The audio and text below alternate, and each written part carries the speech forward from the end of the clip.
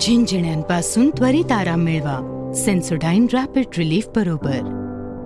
20 तारखेला महाराष्ट्रात विधानसभेच्या निवडणुका पार पडल्यात आणि आज काही वेळात जे आहे ते चित्र स्पष्ट होणार आहे. आणि आपल्यासोबत याच विषयावर बोलण्यासाठी भाजपचे नेते खासदार अशोक चव्हाण सर आहेत. सर, काय सांगाल, आज थोड्याच वेळात जे आहे ते महाराष्ट्रात राज्याचा निकाल स्पष्ट होणार आहे, काय वाटतं?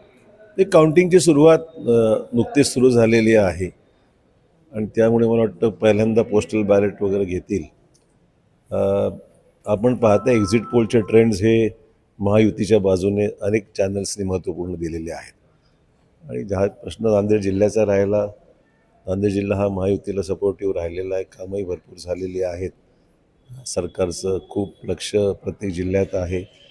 त्यामुळे सामान्य माणसाला दिलासा देणारे भरपूर निर्णय झाले असल्यामुळे मला खात्री की लोक कुठल्याही दुसऱ्या गोष्टीचा विचार न करता स्वतःचं जे काही सरकारने त्यांच्याबद्दलची भूमिका घेऊन प्रत्येक घटकाच्या बाबतीमध्ये जी पॉझिटिव्ह भूमिका घेऊन कामं केलेली आहेत, आर्थिक तरतुदी केल्या आहेत, डायरेक्ट अकाउंटला पैसे गेलेले आहेत, शेतकऱ्यांचा फायदा, सामान्य गृहिणीचा फायदा झालेला आहे, तरुणांचा फायदा झालेला आहे. त्यामुळे मला वाटतं की एकंदरीत सरकारच्या कारभारासंदर्भामध्ये समाधान सर्वत्र आहे. मला दिसतं की तो आता आजच्या निकालामध्ये हा विषय स्पष्ट होईल. तर साधारणपणे महायुतीच्या किती जागा आहे, तिला महाविकास आघाडीने दावा केला की आम्ही सरकार स्थापन करू. आज संजय राऊत असं म्हणाले की आजच आम्ही सरकार स्थापनेचा दावा करू. हे दावा करणं हे नंतरचा विषय आहे. रिझल्ट आल्यानंतरच दावा केला जातो ना. आता रिझल्ट कुठे आला आहे, निकाल आल्यानंतरच चित्र स्पष्ट होईल. त्यामुळे एवढा उतावळेपणा न करता रिझल्ट हातात येऊ द्या आणि मगच आपल्याला त्याच्यामध्ये स्पष्टता येईल. सर, या निवडणूक जर आपण पाहिलं तर मराठा आरक्षणाचा विषय होता, ओबीसीचा होता, बटंगे तो कटंगे, ओढ जिहाद, लाडके बहीण. काय वाटतं नेमकं महायुती सरकार कोणत्या विषयावर तारल? मला वाटतं हे विषय काही फार प्रभाव त्याचा, ठीक आहे, सामाजिक प्रश्न आहेत ते सोडवले पाहिजेत, वादच नाही. हा एकमेव विषय नाही आहे की त्याला घेऊन मतदान होईल.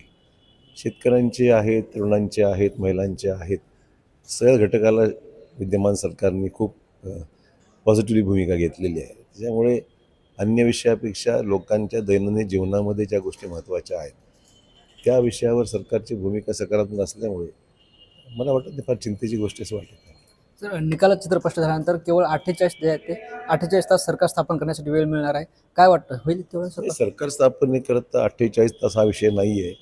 आपण जर कायद्याचं तरतुदी पाहिल्या तर पहिल्यांदा विधानसभा गठीत होणं महत्त्वाचं आहे, तेही 26 तारखेच्या आत.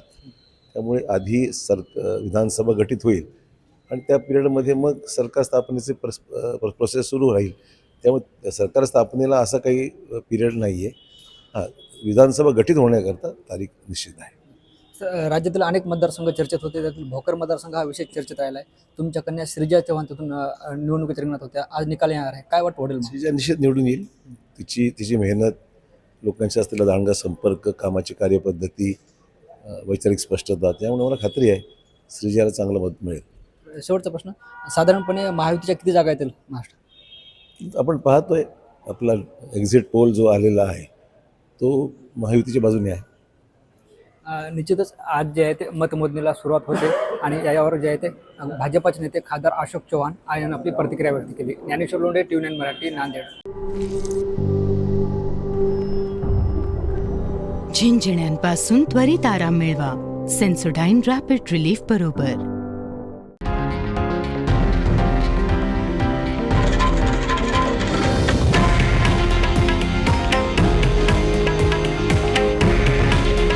हे आहे देशातील नंबर 1 न्यूज नेटवर्क आणि आपण पाहत आहात TV9 मराठी.